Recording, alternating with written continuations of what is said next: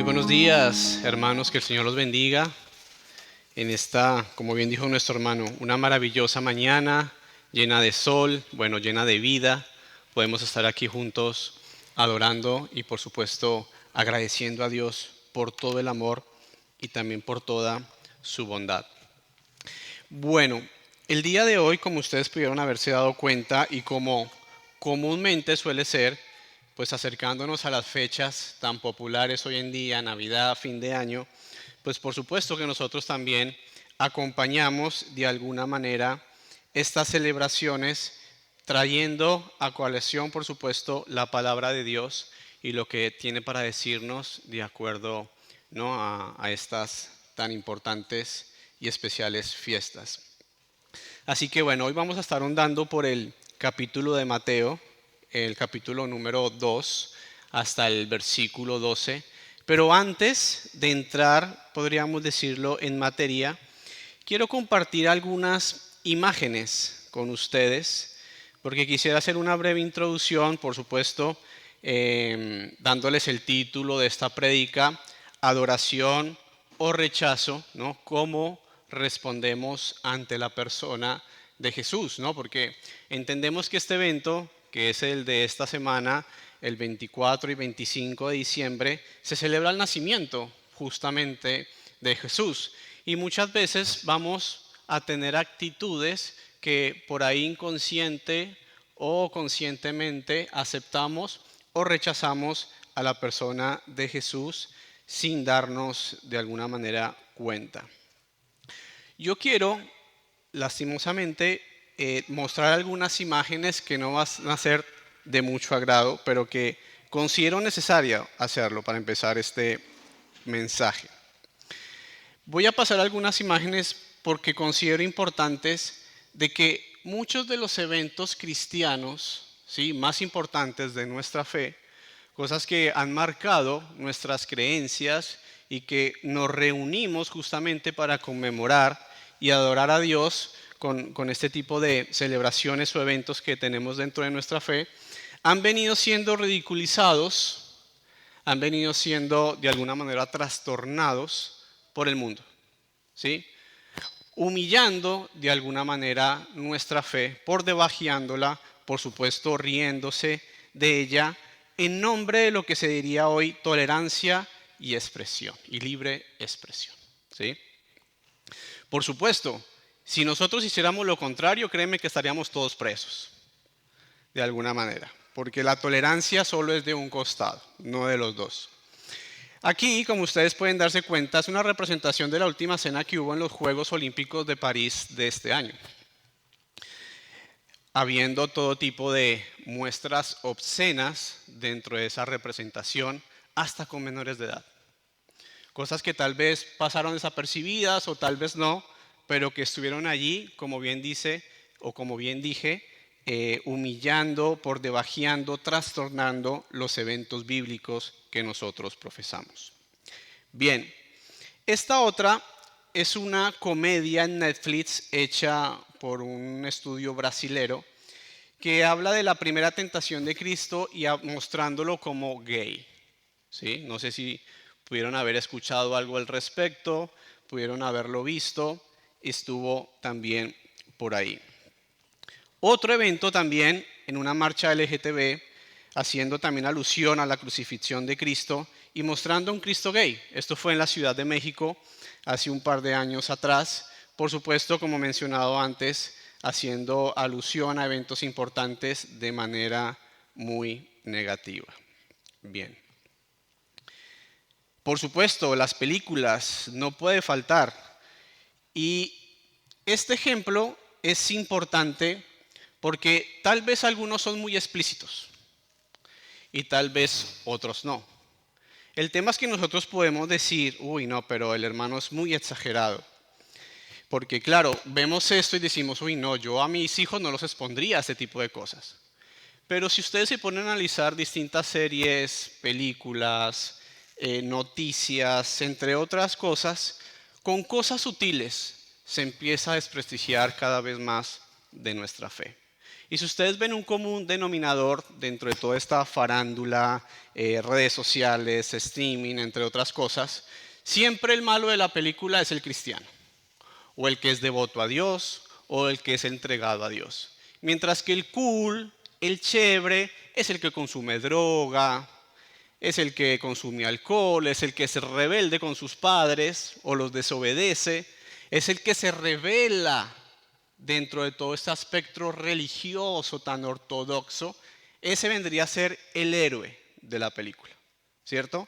Y ese tipo de cosas mínimas son las que hace que nosotros dejemos ir entrando y irnos permeando de la cultura de afuera. Cuando todo lo contrario, bajo la palabra de Dios debemos salvaguardarnos en ellas. O díganme ustedes, todas estas cosas que he mencionado, las vemos en términos bíblicos cuando tenemos la oportunidad de sentarnos, ver en la pantalla o ver en el celular. La Biblia es lo último que decidimos optar para regirnos dentro de las cosas que vemos o hacemos. Y eso es lastimosamente una verdad que nos atañe a todos los cristianos. Si nosotros nos decimos ser cristianos, decimos ser seguidores de Cristo, lo primero que tenemos que hacer es buscar cobijo en la palabra de Dios. ¿El Señor aprueba o no aprueba esto? ¿O es mi percepción? ¿O es mi idea lo que he dejado permear del mundo afuera? Entonces son cosas que yo quería ir mencionando. Por supuesto, mencioné un evento en la Ciudad de México, una serie de una productora brasilera, por supuesto Hollywood, no podía faltar. Pero Argentina no se queda atrás. Hace poco, no sé si ustedes pudieron haber escuchado algo, hubo una sátira bastante polémica, podríamos decirlo así, una palabra tan popular hoy en día, donde hicieron un pesebre viviente en un programa de streaming que se llama Mi Primo es Así. Por supuesto, todo esto con una connotación bastante despectiva de lo que es el nacimiento de Jesús. Por supuesto, vienen las fechas y más aún vamos a ver todo este tipo de situaciones y cosas. Y como bien lo mencioné, si fuera de nuestro lado, a veces hasta con simples comentarios, como decir que un hombre tiene pene y una mujer tiene vagina, ya nos cancelan. Por decir datos biológicos, somos totalmente cancelados. Por decir que una mujer desde que nace hasta que muere es mujer, sin importar las mutilaciones, las alteraciones hormonales, o etcétera, ahí encontramos lo que no es tolerancia. Ahí ya se acaba la tolerancia y ahí también se termina la libre expresión, ¿no? Entonces, vemos que de un lado sí puede haber ese tipo de expresiones, pero del otro lado no. Entonces nos damos cuenta que siempre hay una doble vara. De acuerdo a donde esté el balón, ¿es bueno o es malo? Bien, por supuesto, todo esto, como lo hemos podido ver, estas sátiras, estos desprestigios a los eventos bíblicos, y hoy por supuesto hablando de la Navidad, han hecho que día a poco el concepto de Navidad nuestro se haya venido diluyendo. El propósito real se ha perdido. Y hay cosas que hemos venido adoptando por lo que vemos en general, por lo que practican tal vez los demás. Entonces nos damos cuenta que la Navidad siempre está rodeada de regalos que no pueden faltar. Más allá de que haya dinero o no, explotamos las tarjetas de crédito, nos endeudamos, pero no pueden faltar los regalos. Pero no debe ser así, porque el propósito de la Navidad no son los regalos. El propósito y la celebración de la Navidad, como bien lo indica su palabra, celebración de un nacimiento, es justamente eso, celebrar el nacimiento de Jesús. Entonces, más allá que hayan regalos o no, más allá que haya la mesa repleta de comida o no, lo importante es recordar a nuestro Señor Jesús, su nacimiento, el propósito de vida que mostró desde el momento en que nació hasta entregar su vida por todos nosotros. Entonces, dentro de este contexto de aquellas cosas que se han venido mezclando al concepto verdadero de Navidad, quiero mencionar algunas de las que no son Navidad para después aclarar otras que debemos nuevamente recordar para llevarnos al propósito verdadero de la Navidad. Bueno, es de los eventos más importantes del año. ¿Sabían que esta fecha es de las que más recauda dinero a nivel mundial? Como mencioné anteriormente, la idea de comprar comida, la idea de comprar regalos, la idea de salir y de viajar, pasar vacaciones, todo siempre rodeando a nuestra persona. Lo que yo quiero, lo que yo me merezco, lo que yo siempre, por supuesto, en el medio. Datos importantes. Se sabe con plena seguridad que Jesús no nació el 25 de diciembre. Es una fecha simbólica que permite recordar ese maravilloso evento. No se conoce tampoco la cantidad de sabios o magos, que no son reyes tampoco, que visitaron a Jesús.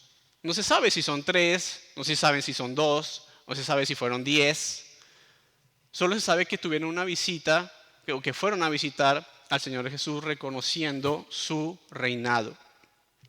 Por supuesto, se aludió a los 3 regalos que ellos llevaron, a que eran 3. Aquí uno llevaba el incienso y otro llevaba el oro y el otro llevaba la mirra. Pero la Biblia, la palabra del Señor, no es específica en decirnos cuántos eran. Recordemos que en esos tiempos, si eran sabios reconocidos, ellos no viajaban solos. Ellos tenían, por supuesto, personas a su servicio que muy seguramente estuvieron acompañándolos. Seguramente personal también de cuidado, porque el viaje también en ese tiempo no era algo tan seguro. Entonces tenían que, por supuesto, mantener cuidado en esos viajes, aparte que eran viajes extensos, largos. Ni el árbol ni Santa Claus tienen que ver con el nacimiento de Jesús. En la Biblia, en ninguna parte se menciona ninguno de estos símbolos. Y por supuesto, dentro de todo esto, Jesús dejó de ser el protagonista de esta celebración para ser reemplazado por otros personajes. Entonces, démonos cuenta que con pequeñas cosas, el verdadero propósito de la Navidad se ha venido perdiendo. No sé cuántos aquí, tal vez en la noche del 24, ya para recibir el 25, han tenido en mente o han aludido al Señor Jesucristo. O simplemente damos gracias por los alimentos. O esperamos a que sean las 12, abrir los regalos. ¿Qué me trajo? Santa Claus, el niño Dios, como decimos en mi tierra. Son tantas cosas que han hecho que nosotros perdamos y que tal vez nuestros hijos también pierdan el verdadero significado de lo que es la Navidad. Pero bueno, hay que recordar algunas cosas que pueden ayudarnos a tener una idea, por supuesto, más alineada con lo que vendría a ser la palabra de Dios. En principio, hay que estar felices y hay que celebrar porque fue la llegada del Salvador. Nació aquella persona que iba a cargar con el pecado de cada uno de los que estamos acá. Por supuesto, en la persona de Jesús vemos el cumplimiento de todas las profecías mesiánicas. Cada evento, cada momento fue perfectamente anunciado y fue cumplido en la persona de Jesús. Se muestra en este maravilloso momento también la soberanía de Dios, incluso con la oposición humana. Hay que reconocer el linaje y reinado de Jesucristo, pues aunque sea tedioso, donde muchas veces nosotros arrancamos a leer los evangelios y nos encontramos con esa larga genealogía que decimos, ¡oh, qué pereza leer hijo de tal! Pero es importante, si está ahí es porque es importante. Y es lo que ratifica que Jesús viene del linaje de David, de Abraham. De ese linaje que el Señor que escogió y que fue cuidando para llegar a la persona de Jesús. Donde cada personaje fue elegido por Dios. Con una misión, con un propósito específico. ¿Para qué? Para que se cumpliera lo que ya se había dicho mucho tiempo atrás. También vemos que Dios está presente en los momentos de dificultad y que también va a proveer la salida según su propósito. Si ustedes recuerdan más o menos la historia, el nacimiento de Jesús se vio amenazado de ser interrumpido. Quería ser interrumpido por el hombre, pero no fue así. El Señor fue acomodando las cosas para que no pasara ninguno de estos ataques hacia el Señor Jesús.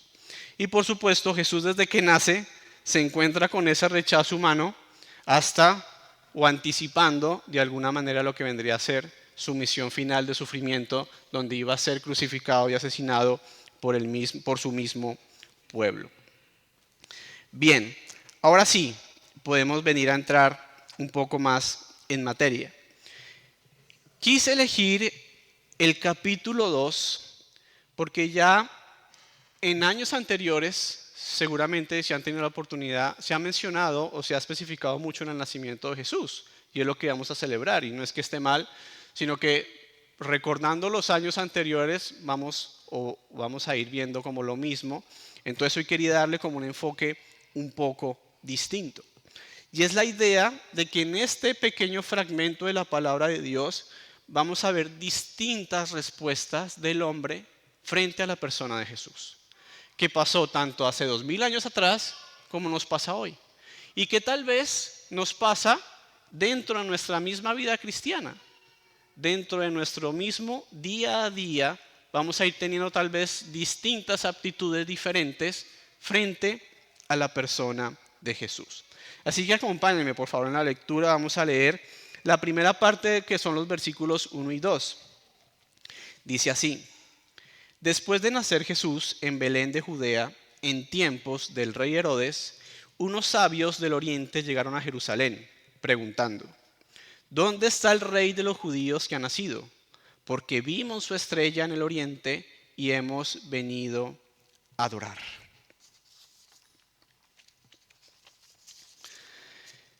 Esta primera parte va a ilustrarnos cómo de manera genuina hay una respuesta que busca adorar. ¿Adorar a quién? Al rey de los judíos. Pero la Biblia no nos habla mucho de estos personajes tan peculiares que son los magos o sabios, como dicen otras versiones. Es importante entender que estos sabios vienen de una parte un poco alejada de lo que vendría a ser Jerusalén. Y se entiende que ellos tenían ese conocimiento previo del nacimiento del Mesías, seguramente gracias al exilio que tuvo el pueblo judío años atrás. Si recordamos, el pueblo judío por mucho tiempo estuvo exiliado por todas partes del mundo, donde claramente ellos compartieron sus creencias, compartieron a su Dios. Y eso dentro de la análisis, dentro del estudio de estos sabios, que también se cree que eran estudiosos de la astronomía, por eso estaban tan pendientes de las estrellas, y por eso al ver la estrella que los iba a guiar, la siguieron, porque entendía que se estaba cumpliendo lo que había dicho el Señor a través de su pueblo y que ellos habían venido estudiando y esperando por tanto tiempo. Entonces ellos se dan cuenta de este maravilloso evento y ¿qué hacen? Salen en busca de ese rey.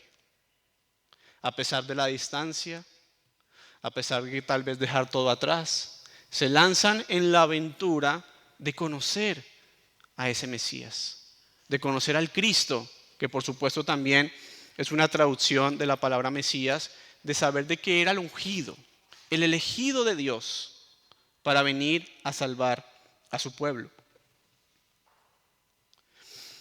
Esta primera parte la vamos a titular La búsqueda del rey. Por supuesto, cabe mencionar los magos del oriente, que es una connotación muy distinta a la que le damos hoy a un mago, ¿sí? No van a creer que eran personas que andaban con su cajita y que cada vez que llegaban a un pueblo empezaban a hacer trucos para ganar dinero. No, eran sabios, eran estudiosos. Si ustedes recuerdan que hace unos domingos atrás tuvimos la oportunidad de hablar de Daniel. ¿Se acuerdan cuando hablamos de Daniel? Que Nabucodonosor tuvo un sueño que ninguno podía adivinar y que él mandó llamar a todos.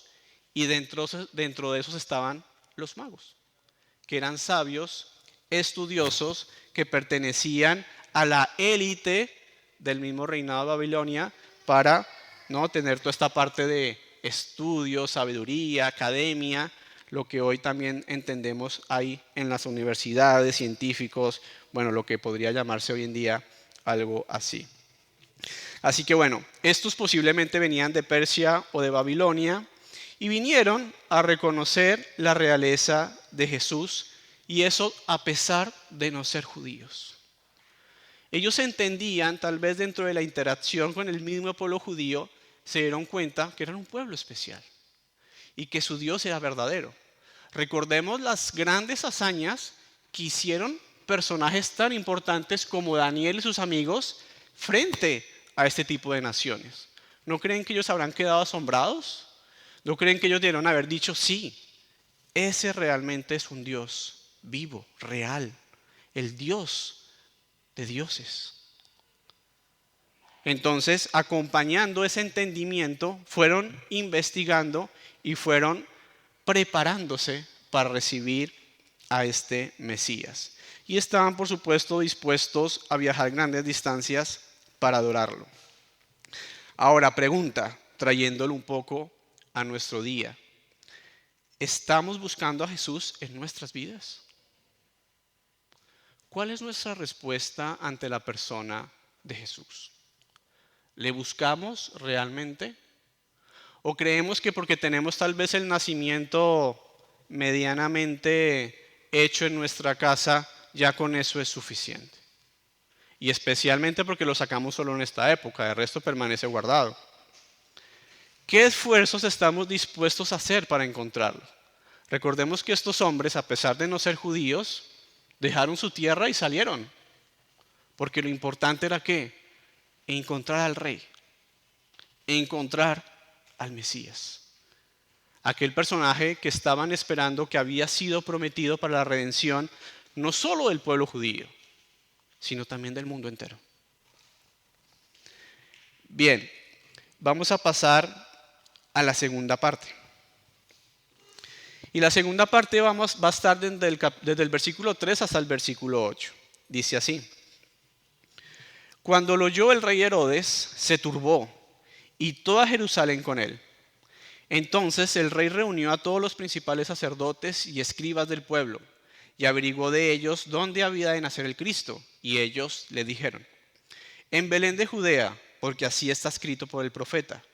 Y tú, Belén, tierra de Judá, de ningún modo eres la más pequeña entre los príncipes de Judá, porque de ti saldrá un gobernante que pastoreará a mi pueblo Israel. Versículo 7. Entonces Herodes llamó a los sabios en secreto y de ellos determinó el tiempo exacto en que había aparecido la estrella. Y enviándolos a Belén dijo: vayan y busquen con diligencia al niño, y cuando lo encuentren, avísenme para que yo también vaya y lo adore. Wow. Para conocer un poco el contexto de quién es Herodes y sus, por supuesto, planes maquiavélicos frente a la persona de Jesús, es clave entender que no era judío. Era el rey de los judíos, pero no era judío.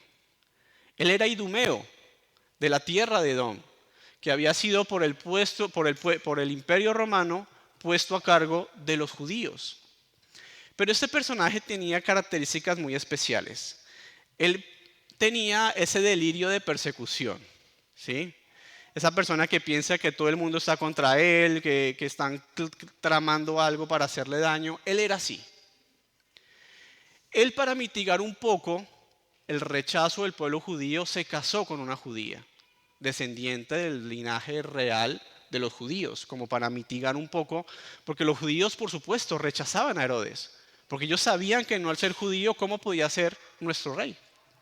Entonces él se casa con una judía, tienen hijos, pero era tanto su delirio que asesinó no solo a la familia de su esposa, también a su esposa y a sus hijos.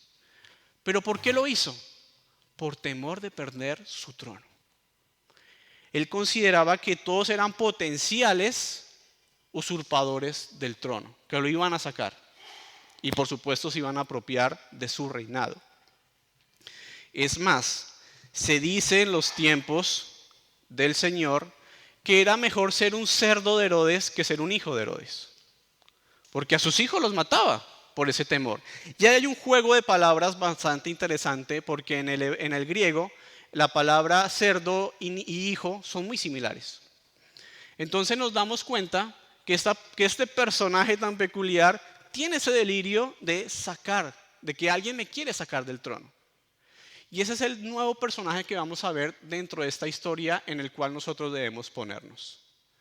¿Quién quiere que lo saquen del trono? Y no hablo del trono real, de que estemos coronados, de que estemos en cierta posición social, etcétera. No, del reinado de nuestra vida. ¿Cuántos aquí no quieren soltar ese trono y dárselo al Señor?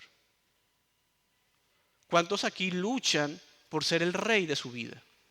Cuando claramente la palabra del Señor dice que el rey de nuestra vida es el Señor Jesús. Es Dios. Él es el que debe gobernar nuestra vida, no nosotros. Él es el que debe tomar control de nuestra existencia. Porque fuimos creados por Él, le pertenecemos a Él y no solo eso, dio a su Hijo para comprarnos por un precio muy alto. O sea que con mayor consecuencia nosotros le pertenecemos en su totalidad. O sea, mejor, en nuestra totalidad le pertenecemos a Él. Eso involucra mente, cuerpo y alma. No nos podemos desligar. Cuando hablamos de una persona hablamos de esos tres componentes. No puedo desligar mi cuerpo de mi espíritu. ¿Dónde vive el espíritu si no es en el cuerpo? Entonces no puedo descuidar mi cuerpo creyendo que estoy cuidando mi espíritu de ninguna manera, porque son uno. Lo que se manifiesta en el cuerpo se manifiesta en el espíritu. Es por eso que el Señor presta tanto atención a las relaciones sexuales.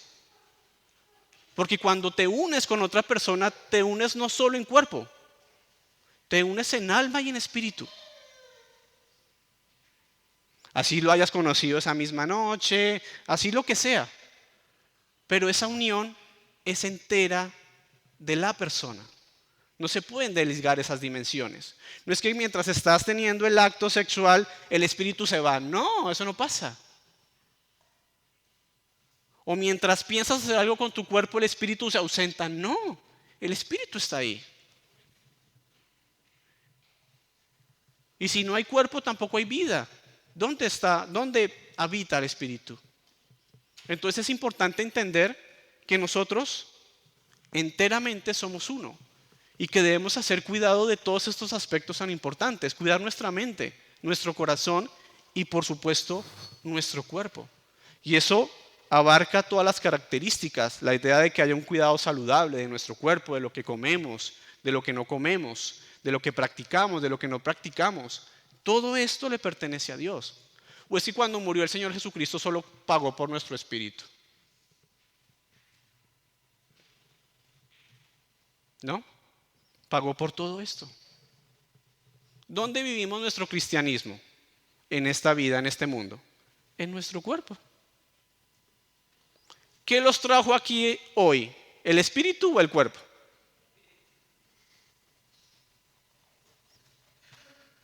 Sin el cuerpo, entonces también tenemos que cuidarlo. Es así. Bueno, esto es un paréntesis, perdón. Pero bueno, la idea de este personaje tan peculiar tuviera ese delirio de persecución de que todos le querían quitar su reinado, nos hace ver bastantes aspectos importantes. Bueno, Herodes se siente amenazado por el nacimiento de Jesús.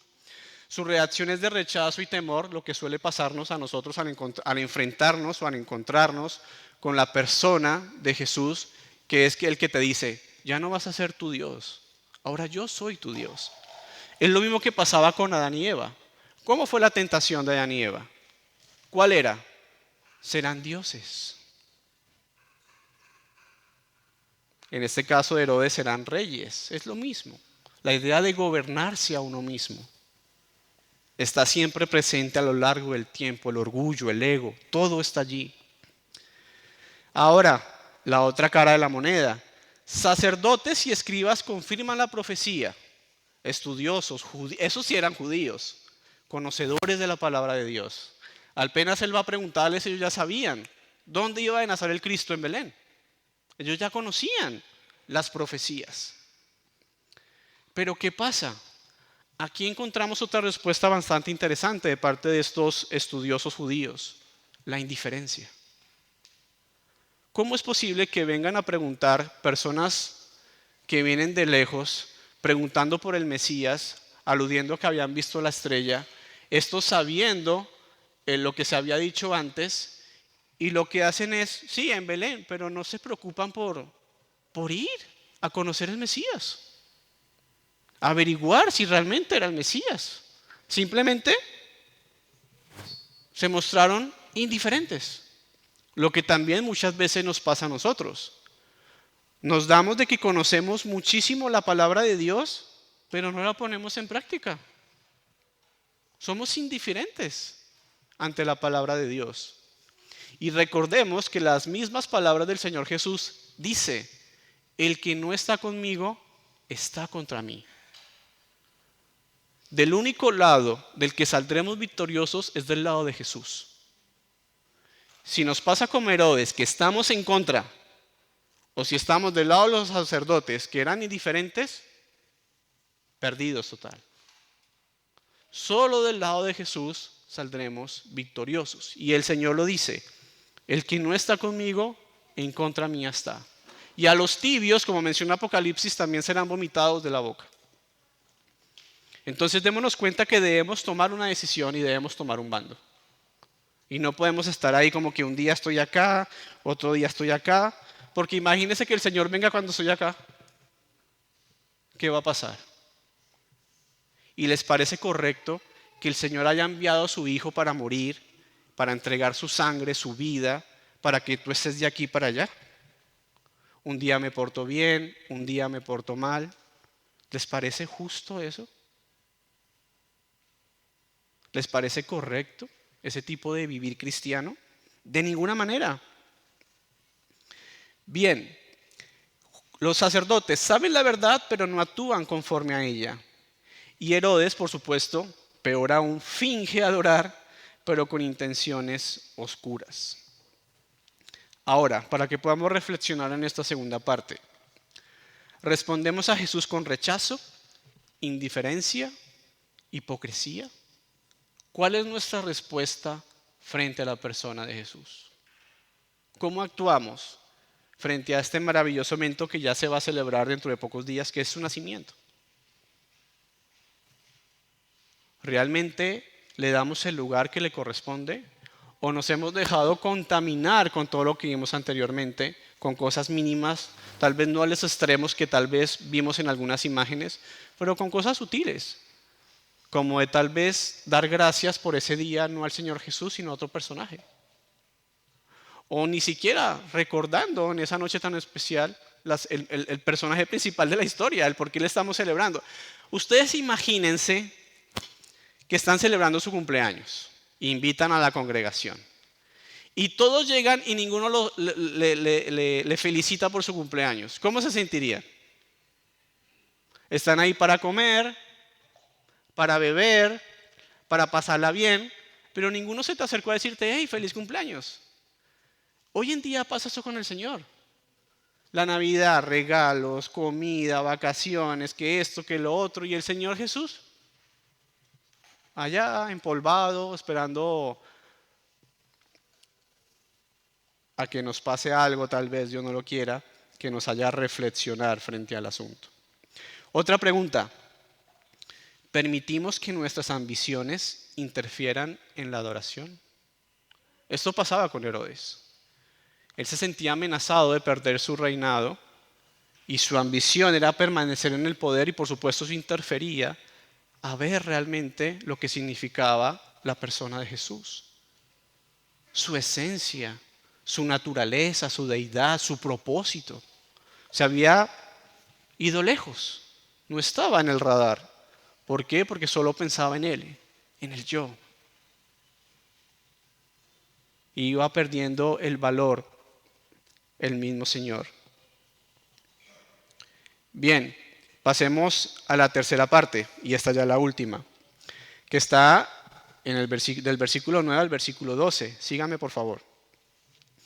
Después de oír al rey, los sabios se fueron, y la estrella se había visto en el oriente, iba delante de ellos, hasta que llegó y se detuvo sobre el lugar donde estaba el niño.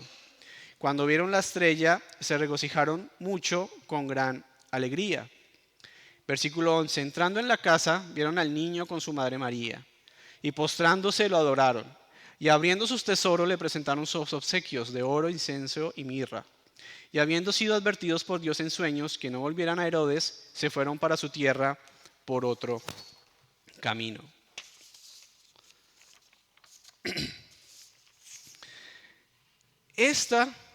O mejor dicho, este ejemplo es el que nosotros debemos imitar, que es el de adorar a la persona de Jesús, de darle el lugar que le corresponde en nuestras vidas, de adoración genuina, de entrega, de entender su deidad, su superioridad, su pureza, su poder, su amor,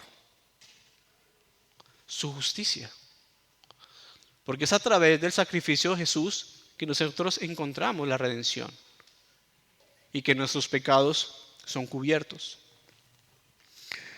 En esta última parte Dios guía a los sabios y muestra su soberanía, porque más allá de las intenciones que tenía Herodes de asesinar al niño, no lo pudo hacer, porque el Señor estaba en control. Alegría y adoración por encontrar al rey. ¿Qué pasó cuando estos personajes sabios llegaron ante la presencia de Jesús? Se postraron a adorar, a pesar de que era un niño en pañales. Y no crean que llegó 15 días después de su nacimiento, como lo celebramos hoy en día. Se cree que pudieron haber llegado 2 años después del nacimiento de Jesús. Porque si ustedes ven en la historia, dice que ya llegaron a una casa, no al pesebre donde había nacido. Y recuerden que Herodes mandó a matar a los niños ¿de qué edad? De 2 años. Porque él cuando se encuentra con los sabios, les pregunta, ¿cuándo fue que apareció la estrella? Para hacer la cuenta, para hacer el cálculo de a cuáles niños debía matar. Entonces, no se crean que 15 días después llegaron, no, se cree que alrededor de 2 años fue que ellos llegaron y se encontraron con el Señor. La obediencia de estos sabios, por supuesto, frente a las adversidades de Dios es clara. Y es algo que nos pasa hoy en día también a nosotros, donde tal vez limitamos nuestra obediencia a Dios de acuerdo a nuestra conveniencia o a las situaciones que se nos presentan dentro de nuestro día a día, donde tal vez decimos, no, hoy no es un buen día para obedecer a Dios. O yo quiero hacer las cosas a mi manera, Señor, porque me estoy dando cuenta que tú no estás respondiendo a tiempo. Y pasa lo que pasó tal vez con Abraham, que por quererse adelantar frente al plan de Dios terminó cometiendo un error que hasta el día de hoy sufrimos las consecuencias. ¿Cuánto más cuando nosotros nos hemos dado cuenta que hacemos las cosas por nuestra propia voluntad y tal vez hoy en día también estamos pagando las consecuencias? Pero sin embargo pagamos las consecuencias y en vez de culparnos a nosotros le culpamos a Dios. Pero Dios, ¿por qué permites esto? Cuando no somos conscientes de que son consecuencias de nuestras propias acciones. Los sabios, a pesar de no ser judíos, mostraron fe y sumisión a la guía de Dios. Cuando la estrella se detuvo, ellos se detuvieron. Cuando la estrella apareció, arrancaron su camino. Cuando se le anunció en el sueño que fueran por otro camino, ellos quisieron, obedecieron. Eran más obedientes estos magos gentiles que los mismos judíos.